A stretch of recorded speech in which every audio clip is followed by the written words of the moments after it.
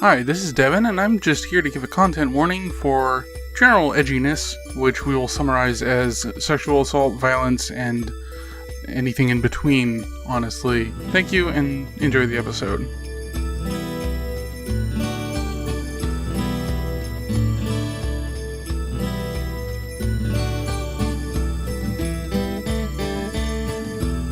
Welcome to Myth and Kin, a travelogue podcast about the Witcher series. I'm Devon Carter, and I'm joined by Sam Howitt. Hello. We'll be going through the Witcher books and later the games in order to see what the series as a whole has to offer. This episode is going to be mainly discussing the Tower of the Swallow, or the Tower of Swallows. Different regional localizations are silly, especially when they're that small. How come I only get one swallow? I don't know, because that's Siri? That's the metaphor they're going for? But, like, the Tower of the Gull isn't how they call the Tower of Gulls. I don't know. Yeah. I think it's, like, in the book still mentioned as Tower of Swallows, maybe. Yeah. At least it's the swallow, not a swallow.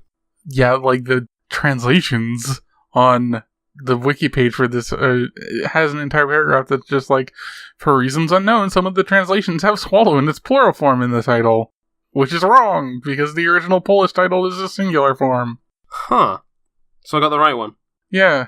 Fucking Orbit giving us the bad translation. Oof. That's a... we're already playing kind of loose with the format. It's been a bit. This book is a lot. This book is a lot, and we both read it pretty recently, and it's like it's a long book, and it has a density we haven't seen before. I mean, you read it pretty recently. I finished it pretty recently. Yeah. So the thing is, me finishing books, people take the mick out of me for not finishing games. I'm worse with books. And I'm forcing you to do that for this. Yeah. No, this is my idea. Yeah, I know, but I'm the one keeping you on the schedule. It's true. Okay, so basically the last few episodes we've been basically going like, this is a lot of build-up, when's the payoff gonna happen? And right now, this is the book where it happens. It's like 800 pages of happening. It's been building for so long. Like, it's felt like the last few books have been filling a balloon with too much air. Yeah. And it's gotten very big, and the blowing up of the balloon has a very large gust of air. Yeah, I feel like I'm just metaphorically watching Giant Bomb play Mario Party and watching Jeff Gerstmann go, bigger! And then Dan is just like, oh no! And everyone hates it. And that's how I feel about this book, because, oh my god, there's so much. Okay, so the framing device, there's actually, I think, 2 framing devices. There's like 3. It's really convoluted. There's Ciri inside some hermit's hut. There's Dandelion's memoirs. There is Dandelion's memoirs. There's the trial of Kenna Selborn, is that her name? Yeah, that's her. And there's also like a random bit where it's like, tell me the story of what happened in Kavir, Grandpapa. Oh my fucking god! Yeah, this book is hard to follow. I feel like Andrzej Sapkowski has a habit of like, each book has a point where it's like, tell me the story of what happened to Geralt, Grandad. Because like last book, there was definitely like a literal scene where an old guy in the village was telling stories, and he was just like, oh, I'll give you a brief summary of the other ones, and we'll focus on the one that's most important for this one. And I thought that old man was going to be Visigoda, or however you say his name, the hermit from this book. But I guess it's not, because he dies? Yeah. So that just makes me wonder, who the fuck was that random dude from book 3? Why is some randomly the grandchild of a random king being told a story? Because I don't know. None of the future flashbacks that they use as pseudo framing devices make any sense except for Dandelion's memoirs and like the trial and the three primary ones. But like, oh my goodness. I mean, Dandelion's memoirs give insight to Dandelion's character. The trial eventually ends. Yeah. And like that has a result. Yeah. Let's also be clear, the trial is basically giving you perspective on the people pursuing Ciri's captor, basically. And basically, yes. She is only relevant because the person being questioned, Kenna, is a psionic and re-sparks Ciri's magical abilities. Yeah, that happens. We should probably, as much as the framing devices are a mess, we should probably try to, like, lay out what happens. Yeah, I think, so basically, Ciri is trying to, well, no, God, no, a lot of fucking happens in this book. Yeah, basically, like, all the plot threads get tangled up after everything goes wrong in book 3. Because I forgot that Ciri is still with the rats at the start of this book, because that feels like a book ago. Yeah, Ciri is, like, the very start of this book is Ciri basically leaving the rats, and then coming back to the rats, and watching them all get murdered and their heads cut off in front of her. And then she's kidnapped by the murderer. Yep. Who is Leo Bonhart. But also, I'm gonna put the generic edgelord spoiler or content warning on the beginning of this episode, because, like, one of the first scenes in the book is Ciri doing cocaine and getting a tattoo of her rose on her groin.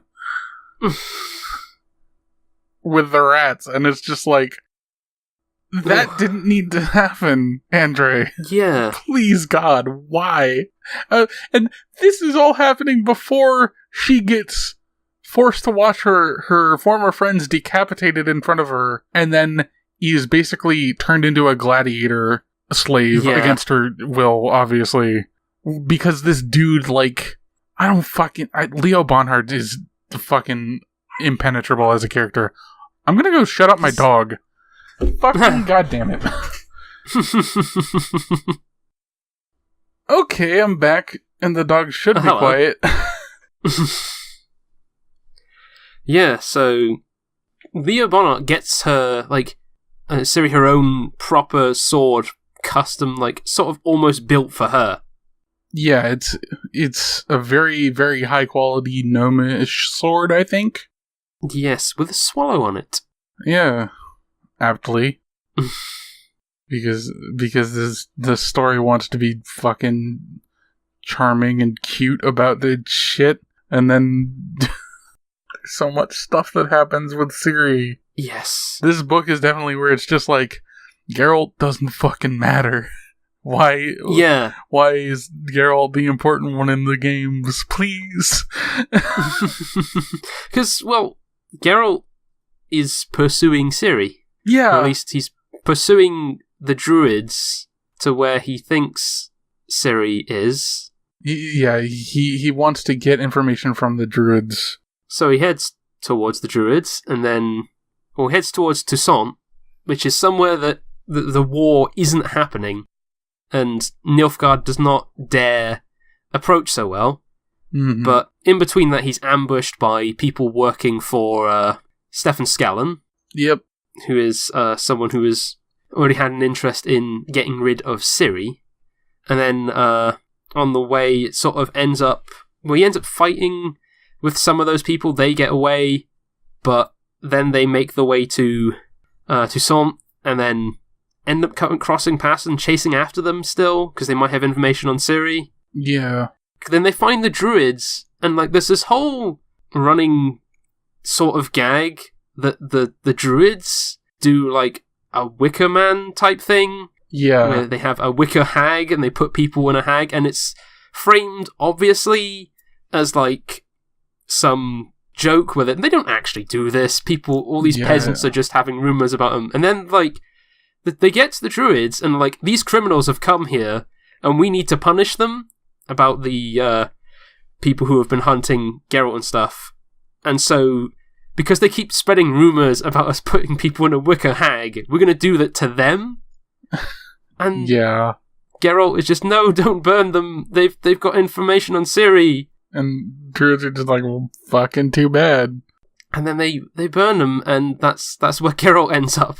Yep, and also, to add insult to injury, his silver medallion was on the person of the guy he needed the information from. Oh yeah, his silver medallion was stolen. And like, they made a point of like, man, that's burning really hot, that's probably gonna melt. Like, he has his fucking medallion. I know he's going to, so it's not like, oh, he's lost it forever. And also, I'm like 99% sure the whole you need a Witcher medallion to do magic thing is bullshit. Like, I think it just detects magic. Yes. And it's just like a rumor that Witchers can only do magic with the medallion on them. Yeah, I assume he probably gets it back because the box art for the original game is the medallion. Yeah, it's kind of the motif. Yeah. And, like, that just reminds me of early Full Metal Alchemist. Oh, yeah? Where it's just, like, they try and steal Ed's State Alchemist watch. Because they think his special alchemy stuff where you can do alchemy wherever is because of the watch. And it's just like, nope, he's got something else going on. Sorry. But, yeah. And then, so, Stefan Skellen is also pursuing Ciri now. Yeah. Because Leo Bonhart was hired by Stefan Skellen, but he has his own agenda of deciding, well, Ciri's probably worth something, so I'm going to get as much money out of this by hiring her out in an arena against her will. I think also, like, he was doing that to, like, he had suspicions about her, but he wanted to test them, and that was an opportunity to do that and earn some money. Of course. So, he does that, and then Stefan Skellen finds him, but then Rience, and who is also working for Vilgefortz, a mage previously having some major conspiracy stuff. And who beat the shit out of Geralt. Yes. They also are pursuing Ciri. Just Rience is there. Vilgefortz is communicating through some device, magic.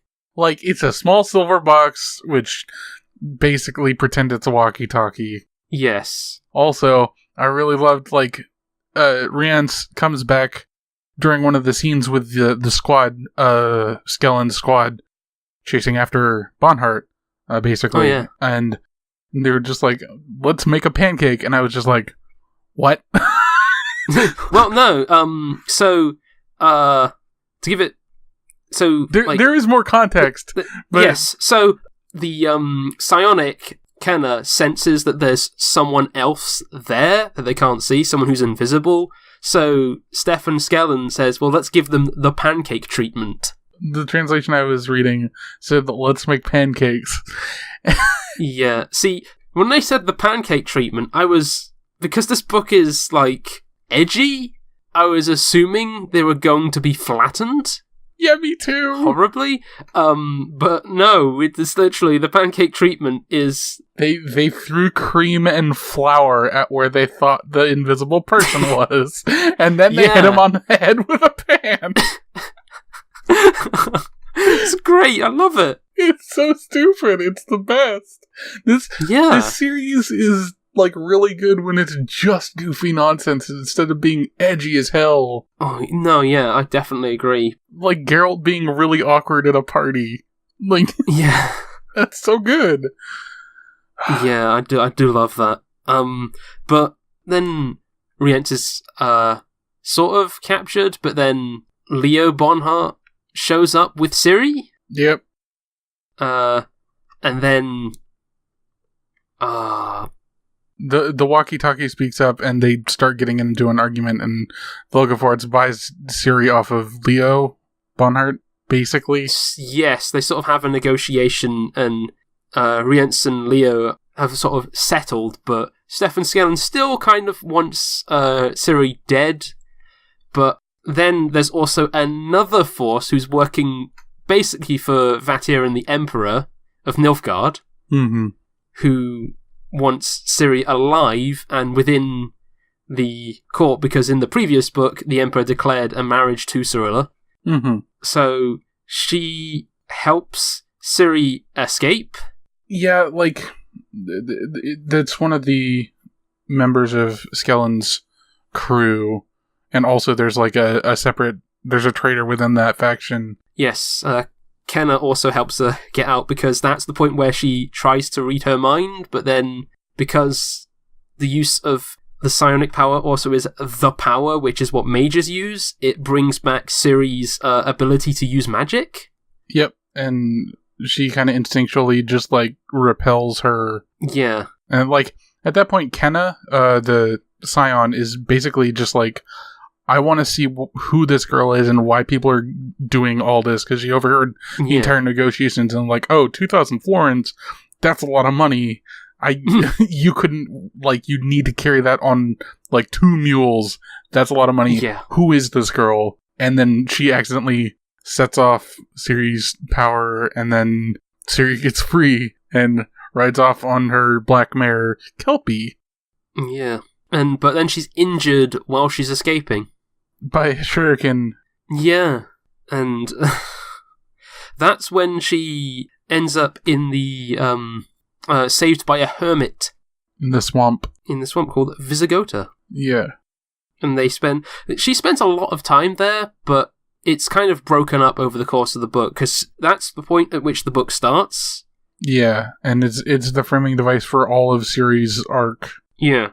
And it's... the whole thing is, they do make an effort to tell how much time has passed since she woke up. Yeah. But also, because of some funkiness, she is insistent that the date that she got her wound is different from the date that she was actually there. Yeah. Because it turns out that in the process of jumping into the teleport in the Tower of Gulls to escape, time got wibbly wobbly, everyone's favorite. And it was a random teleport, but it also included some time nonsense. And she basically skipped a few days. Yeah. And I guess after a while she kind of figures Yennefer and Geralt are dead, probably? I think she has kind of, like, ominous dreams. Yeah. Everyone in this book does. And they're all wrong. Yes, and Yennefer is also... well, Yennefer's also in this book. Yes, she is. Does she really do much? She, like, tries to contact a bunch of people. Yeah, like, she washes up in the Skellige, and then talks to the Earl, whose name I will butcher. Krakencrate? Krakencrate, yes, that's the one. Yes. And basically says, hey, I'm trying to help Ciri, and I need the biggest diamond you have. Yeah. Because I need to talk to everyone. Yeah. Also, like, a running thing is that Philippa Earhart is just, like, fucking every witch ever, I guess. Because, like, every time she shows up, it's just like, oh, she's got a different shade of lipstick smooched all over. Okay. And then she shows up with Triss in Yennefer's, like, telecom stuff. Yeah. Then she, through her communication, ends up giving away Geralt's position. No, that's... No, that's different. Yeah.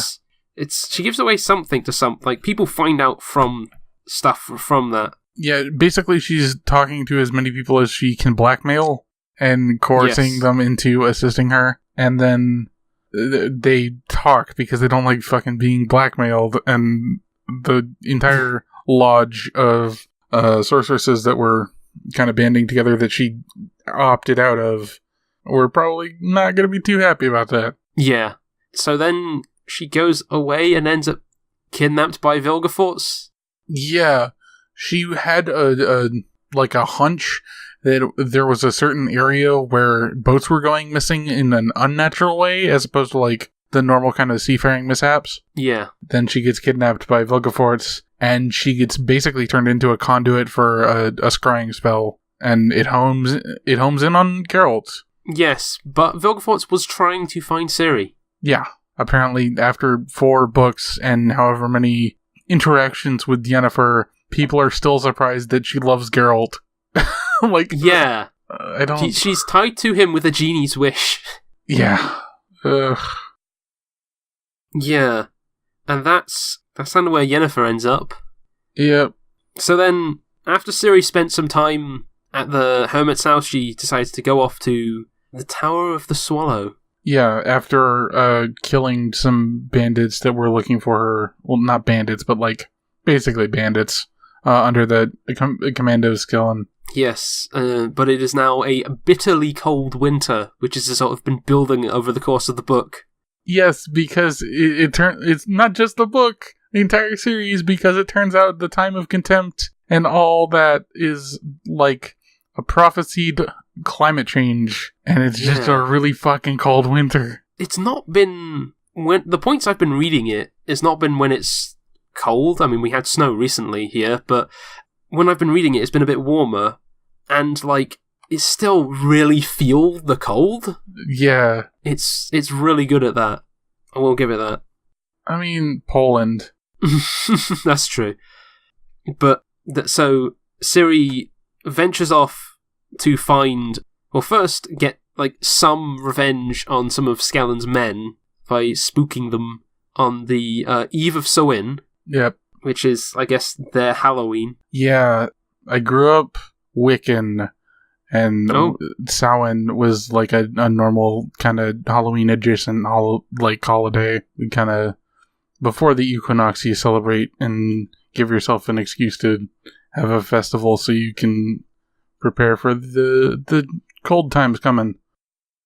Is that like this being in the Witcher novel though? It's sort of like some of like this and some other like holiday related things before that were like sort of mentioned a little. Just sort of reminds me of the Idle Thumbs gag of like Dishonored Christmas, where it'd be on a slightly different day. It might have started with Dishonored Halloween actually. Pretty much. But it's a goofy thing. So yeah, Ciri's after the Tower Swallow, but Bonhart, Rience, and Stefan Skellen have all declared a truce to find Ciri, and they kind of follow her trail for a while, and they're very close. Yeah, like they're on the same lake. Yes. The frozen lake. We probably should have actually mentioned what the Tower of Swallow is. The Tower of Swallows Tower. The fact that it pluralized in my version is fucked. Yeah. It's basically the Tower of Gulls contained a portal to where Ciri ended up at the desert before, but the Tower of Swallow is supposed to be connected to the Tower of Gulls. Mm-hmm. So she heads there in the hope that it will take her back to where the academy she was supposed to study was. So she heads there, but she's being pursued by Bonhart, Stefan Skellen, and Rience, and then ends up taking on those guys on the ice, wearing ice skates. Yep. It's a pretty fun sequence. Yeah, and it just reminds me of a video I watched from, I think, National Geographic. Let me see if I can find it. Like, there are people in Sweden who skate on extremely thin ice. Ooh. And it makes some really unnerving noises as the ice cracks underneath it. Yeah. And that just made me think of that, because there was no way that ice was actually sturdy. Yeah. Oh, God. Because, like, they have to fan out so they don't put too much pressure on one place. And then, like, they bunch up and they all start falling in. And then Rience starts chattering his mouth off. Like, oh, save me. And then Ciri taunts him and then skates away, builds up speed, and slices all 8 of his fingers off. Yeah, he's the only one that's stuck holding on to the edge, falling down. Yeah. Into the water, which has been described as very extraordinarily deep. Yep. And, like, Yeah, no, does a run-up and slices his fingers off and he falls in and drowns. Yeah. It's a pretty nasty way to go. Yeah. And I guess the rest of them kind of leave. I mean, Leo Bonhart chases her to the tower, the Swallow's Tower. But then also a bunch of spectres riding unicorns show up in rusty armor. Yep. We'll get to them later. We will. And then, like, she summons the Swallow's Tower out of, like, nothing. Yes. Because she's the chosen one. And then heads in it. Yeah. And, ends up seeing a bunch of visions about Geralt and Yennefer. And other people she's known. Yeah, that sort of vaguely relate to, like, things over the course of the book. Then meets Visigoda again, but now he's dead. Yep, he was killed by a banshee. Or rather, a banshee signaled his death on the night of Samhain, so... Yeah, and she, like, in the conversation with Visigoda says, like, talks about... Because, like, Ciri's story kind of functions as a revenge, like, story. Because, like, Rience has been after her since the first novel, and Bonnart has sort of treated her unfairly, well, horribly. Yeah. And Stefan Skellen has also been pursuing her, but, like, she, in the conversation with Visigoda, says she hasn't taken any revenge, and, like, she cut Rience's fingers off and watched him drown. Yeah. I don't know what she considers revenge, if that's not revenge. I mean, that reminds me of a line from one of the Gundam series is when a character says, "I've never betrayed anyone in my life," when the first major action he ever does in the show is betray someone. Oh. Yeah. Goodness me. So, Ciri goes through all this weird, sort of non-Euclidean space of the Tower of Swallow and ends up talking to an elf, or meeting an elf who's playing a woodwind instrument, and there's unicorns about. Yep, and they're sitting around like a pond. And that's where it ends! That's where it ends. He's just like, hey, what took you so long? Yeah. And it just fucking cuts off, and it's just like, what? Yeah, no, it's frustrating. It's so frustrating. So much has happened in this book, yet, like... Not everything has happened, and that's still so bad. So much more? Like, either everything's gonna go off in its own weird direction, or everything is gonna have to find some way of converging? Yeah. I'm curious about how this is gonna go. The war with Nilfgaard, which hasn't really progressed much in this book, like, there's been some negotiation on the northern side, maybe having some more advantages in the coming battle. There's a bit of Dijkstra just negotiating some aid from another kingdom. And then, I guess you've got Geralt has to show up because he's the Witcher. Because he's been after Ciri and can't just, like, you can't leave him at the Wicker Hag. And Yennefer has to come back in. And, I guess maybe Ciri will end up there as well. And maybe, all of the bad guys have to converge as well. It's the ultimate showdown, ultimate destiny. Yeah, for fuck's sake. Sorry. That's just appropriate given this series. Given I know what Ciri's powers eventually become, it sounds like the next book's gonna be a lot. I don't know whether they, like, just set up what Ciri can do or, like, show it, but yeah, it's gonna be really something. I'm just gonna say this. The first 2-3 sentences of the plot summary of Lady the Lake, which is the last one, the last novel on Wikipedia, are very, very silly. Yeah. The story opens with Ciri bathing in a pond in an unknown world. As she does so, Sir Galahad of the Arthurian legend stumbles upon her. After mistaking her for the Lady of the Lake, they then talk and Ciri recounts her story. What? Yeah. That's going to be an odd framing device. Very interested to see where this goes next. This is 100 more pages, like, listed on, as Wikipedia has it, 464 pages for Tower of the Swallow, 544 for Lady of the Lake. Yeah. The thing is, once we get to the games, I'm not going to be reacting as much like this. Yeah. It's not going to be the same, I guess. That also reminds me that when I was, like, making sure that, like, I got what drug Fistech is supposed to be, or Fistech, Fistech. Okay. I went and looked it up on The Witcher, and apparently in The Witcher 1, Geralt mentions to another dude that one of the more effective ways of getting high off of it is putting it underneath your foreskin. Thanks, video games. Geralt does not do the Fistech. Nope. You can make Fistech in Witcher games, but don't want to use it. Nope. Please don't do cocaine in this RPG. This is very bad for you. There is a tabletop RPG. I wonder if they've got mechanics for Fistech. Oh, this is so bad. Why is there a literal cocaine analog for this fantasy setting, please? Oh, this is also another thing that I have noticed in past novels, but just haven't thought to bring up. Mm-hmm. Andrei Sapkowski has this really annoying thing that he does.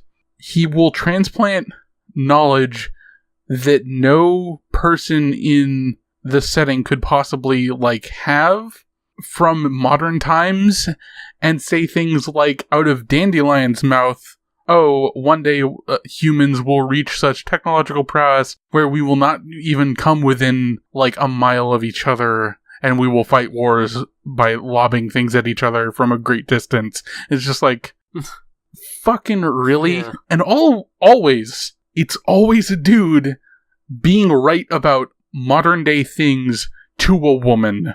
Oh, yeah, no, that's... I feel Andrei Sapkowski's, like, has a particular brand of sexism through his work. Yeah. Especially, like, describing someone, like, often things like someone as fickle as a pretty girl is used a lot. Yeah.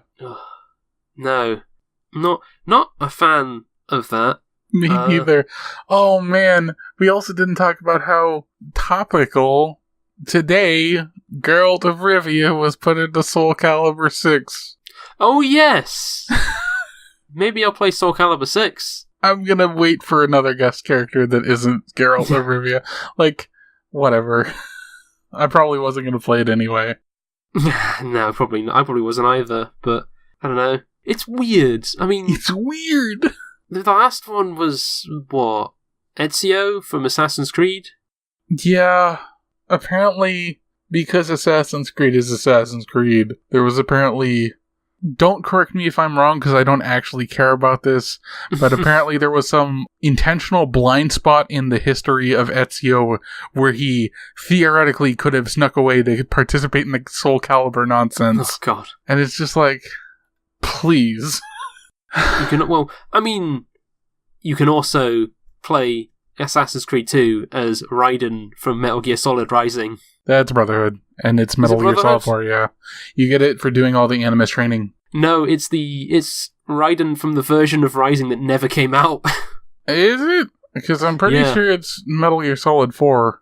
They're similar, but like there's some slight differences. And also it has Ezio's face in it. Yeah, that's weird. It looks like a knockoff Jetstream Sam. But that came much later. Yeah. So, did we get any questions? No, we didn't. Oh well. Oh well. We'll probably get more questions when we have, like, a game to talk about, and people aren't, like, just listening to find out what the fuck is happening in these books. Yeah. So, what did you actually make of this book? Like, what do you think of the book? That's a tough question. I feel like I hit, like, 3 different points where I was just like, please, this is a little too much. That's way too much, actually.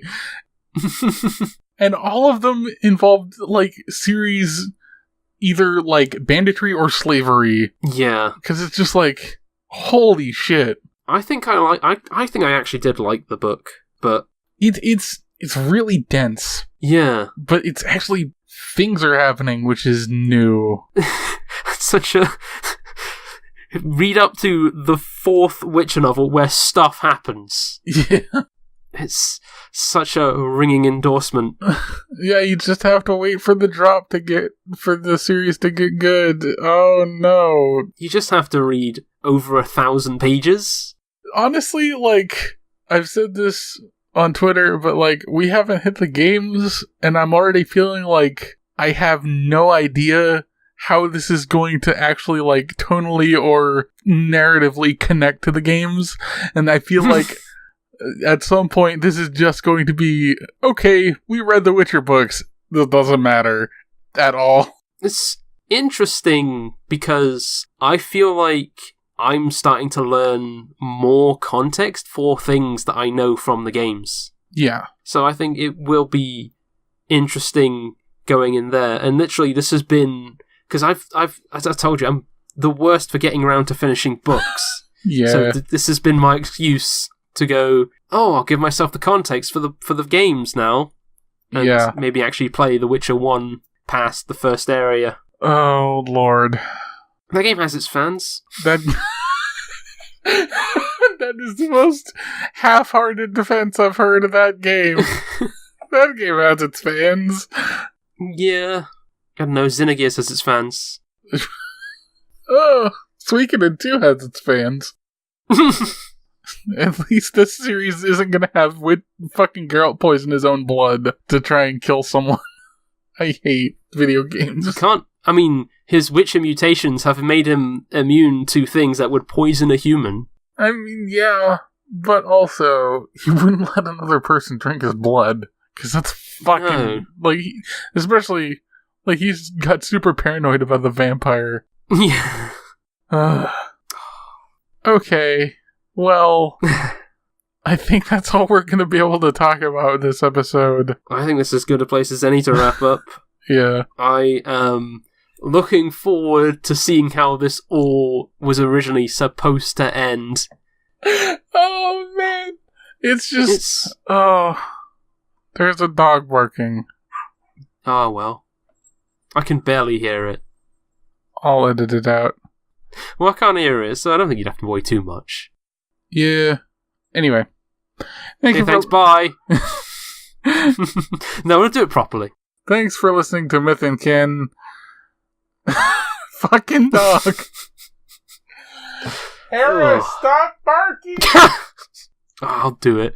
Thanks for listening to Myth and Kin. You can find Devon at Invisible, and you can find me at Samuel Howitt on Twitter. That's Samuel HOWITT. And you should also listen to the other podcasts on this network. Yeah, I host Dead Genre Chronicles, which is a JRPG podcast. You probably heard of that first. And friend of this show, co-host on the other show, Leroy, also hosts his show with John Thayer about indie RPGs. Next time, we're going to be talking about The Lady of the Lake, the final entry in the Witcher saga of novels. Not the last Witcher novel written. There's still... Yeah, we might cover the other one, but... Like, it was published between Witcher 2 and 3. Yeah. And after that, we'll move on to video games. Yeah. Send us questions on Twitter or to witchercast@jrpgsardead.fyi. Yeah. And hope to see you next time when we finally get some closure. And then no closure because there's an amnesia reset. Fucking video games. Yeah. Goodbye, everybody. Bye-bye.